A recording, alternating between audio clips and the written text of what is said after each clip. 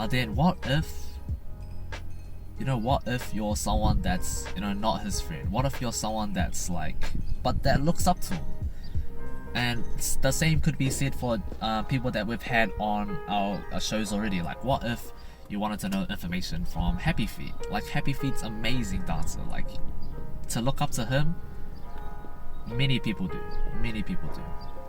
But then to actually know where he came from, to actually like know his history,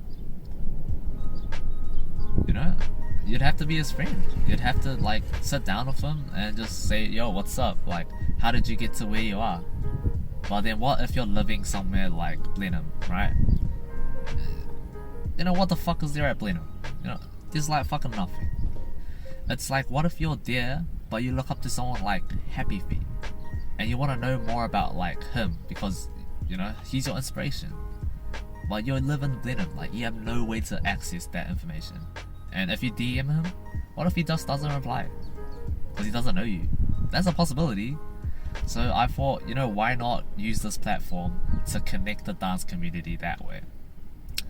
Why not use this platform to document at least the generation that I have right now, so that in the future, if there's future generations that, they just want to know where dance started, they could at least come to this. They want to know how Project Team started, they can come back to this. They wanted to know, how this dancer that they look up to, that they relate to, like if they relate to someone like Mele, there's someone that really wants to help out the community but they don't know how, but they look up to someone like Mele. They could look back at Mele's podcast and be like, oh, so this is how she thinks, this is how she did it, how can I do the same? And that's my why right now, for why I do What's the Beliefs. And yeah, hopefully, I don't know where this is going, but I just hope that sometime in the future, people really fuck with it. And shout out to the people, the 100 followers that I've just reached on Instagram. That's fucking dope. Shout out to you guys for fucking with my shit, because I super appreciate that. It's awesome to know that at least if at least one person is like, yo, what you're doing is dope, that gives you enough energy to just keep pushing forward. Obviously you have that self-drive yourself, because that's why you started it.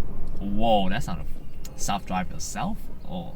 But obviously you have that inner motivation, right? But then when someone else is like, yo, what you're doing is dope, fuck, that's awesome. Like, that gives you so much more energy to be like, alright, sweet, let's pump out some more episodes. So shout out to you guys, shout out to 100 followers. And yeah, just thanks for everything this year, guys. Thanks for all the guests I've had on. Shout out to Ken and Daniel. I felt like the podcast made a huge leap in quality with those episodes. I know exactly what direction I want to go into, and I'm still learning.